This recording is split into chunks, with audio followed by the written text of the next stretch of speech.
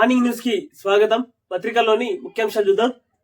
ఈనాడు పత్రిక, ప్రభుత్వ సరళీకృత పారిశ్రామిక విధానంతోనే భారీగా పెట్టుబడులు, దిగ్గజ కంపెనీల విశ్వాసం చూరగొన్నాం, అందుకే రూపాయలు 1.82 లక్షల కోట్ల ఒప్పందాలు, యువతకు ఉద్యోగాల కల్పనే లక్ష్యం.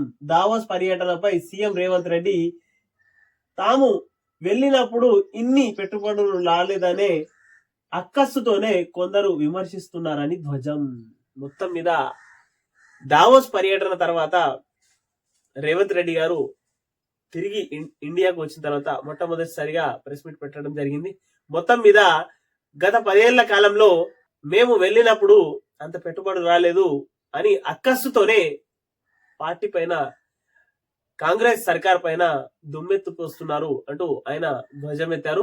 మొత్తం మీద ఏది ఏమైనా గాని భారతదేశంలో తెలంగాణ రాష్ట్రంలో అతిపెద్ద పెట్టుబడుల స్థలం ఎక్కడ పెట్టాలంటే తెలంగాణ రాష్ట్రంలోనే పెట్టుబడులు ఎక్కువగా పెట్టాలి అంటూ పెద్ద పెద్ద దిగ్గజ కంపెనీలు మొత్తం తెలంగాణ వైపే చూస్తున్నాయి అంటూ రేవంత్ రెడ్డి గారు చెప్పడం జరిగింది. సచివాలయంలో విలేకరుల సమావేశంలో మాట్లాడుతున్న సీఎం రేవంత్ రెడ్డి చిత్రంలో మంత్రులు జూపల్లి కృష్ణారావు, పొంగులేటి శ్రీనివాస్ రెడ్డి, శ్రీధర్ బాబు, తుమ్మల నాగేశ్వరరావు, సీతక్క అంటూ వార్త తీసుకుని వచ్చింది. ఇక్కడ 8వ పేజీలో వార్త ఇది. స్పష్టమైన విధి విధానాల రూపకల్పనలో నిర్దిష్టమైన ప్రణాళికలతో రాష్ట్ర ప్రభుత్వం ముందుకు వెళ్తున్నది. కాబట్టే ఈ రోజు దిగ్గజ సంస్థలు తెలంగాణలో పెట్టుబడులు పెట్టాయి. ఆ పెట్టుబడుల కార్యరూపం దాల్చడానికి అవసరమైన భూ కేటాయింపులు, పరిపాలన పరమైన అనుమతులు వేగవంతం చేస్తాం అంటూ రేవంత్ రెడ్డి గారు చెప్పడం జరిగింది. త్వరలో కొత్త పర్యాటక విధానం తెస్తాం. ఎస్కో పార్క్ ప్రారంభోత్సవంలో సీఎం రేవంత్ రెడ్డి అంటూ 8వ పేజీలో వార్త ఇది కూడా. పంచాయతీ ఎన్నికలపై నేడు సీఎం సమావేశం అంటూ 3వ పేజీలో వార్త ఇది. మరో 2 హైకోర్టు జడ్జీలపై నిఘా, వారి కుటుంబ సభ్యుల వివరాలతో ప్రొఫైళ్ల రూపకల్పన. తవ్విన కొద్దీ వెలుగులోకి ఫోన్ అక్రమ ట్యాపింగ్ ముఠా వ్యవహారాలు, నిందితుడి ఫోన్ విశ్లేషించి నివేదిక ఇచ్చిన ఎఫ్ఎస్ఎల్ అంటూ వార్త తీసుకుని వచ్చింది. 8వ పేజీలో వార్త ఇది కూడా. వచ్చే ఏడాది కరెంట్ ఛార్జీల పెంపు ఉండదు అంటూ వార్త తీసుకుని వచ్చింది. అంటే వచ్చే ఏడాది కూడా కరెంట్ ఛార్జీలు పెంపు ఉండవు అంటూ 3వ పేజీలో వార్త. త్రిషా అదుర్స్ అంటూ ఛాంపియన్లు వేసుకుని వచ్చింది ఇక్కడ.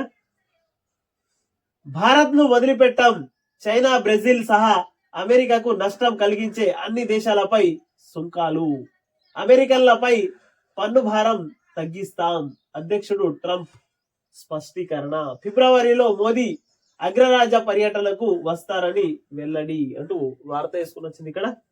మిగతాది 8వ పేజీలో వార్త ఉన్నది.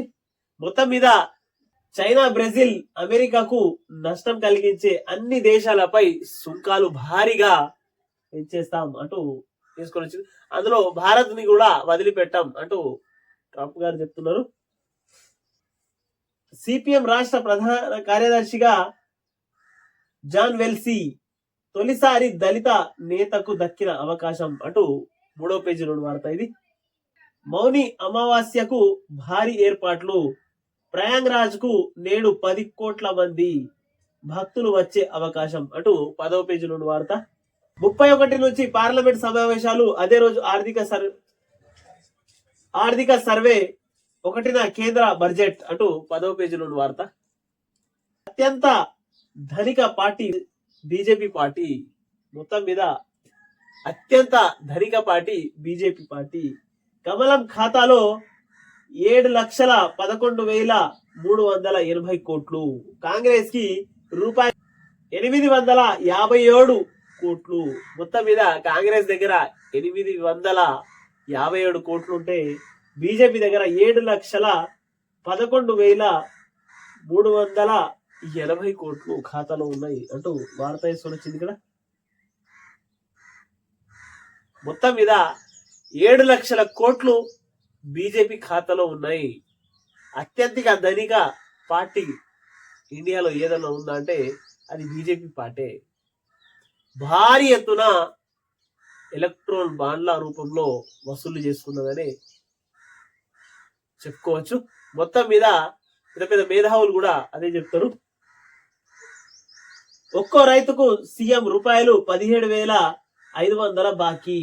అంటే గతంలో కాక మీరు 10 ఏళ్లలో డిగ్రీ చదివినటువంటి పట్టభద్రులకు మీరిచ్చే ఒక్కొక్క స్టూడెంట్ కి 1,70,000 రూపాయలు బాకీ ఉన్నారు. అది మర్చిపోయినరా అంటూ తెలంగాణ స్టూడెంట్స్ యాడ్ చేస్తున్నారు కాక. ఇక ఈడ రామన్న వచ్చి ఒక్కో రైతుకు 17,500 రూపాయలు బాకీ అని అంటున్నారు. అంటే గత 10 ఏళ్లలో విద్యార్థులకు పట్టభద్రులకు మీరు ఇస్తామన్న 3,000 రూపాయల బాకీ దగ్గర ఒక్కొక్కరికి 1,00,000కు పైగా బాకీ ఉన్నది. మరి దాని సంగతి ఏం తాత అని పట్టభద్రులు అడుగుతున్నారు. మరి దానికి సమాధానం చెప్పాలి అంటూ కేనైన్ టీవీని సబ్స్క్రైబ్ చేయండి, షేర్ చేయండి, కామెంట్లు పెట్టండి.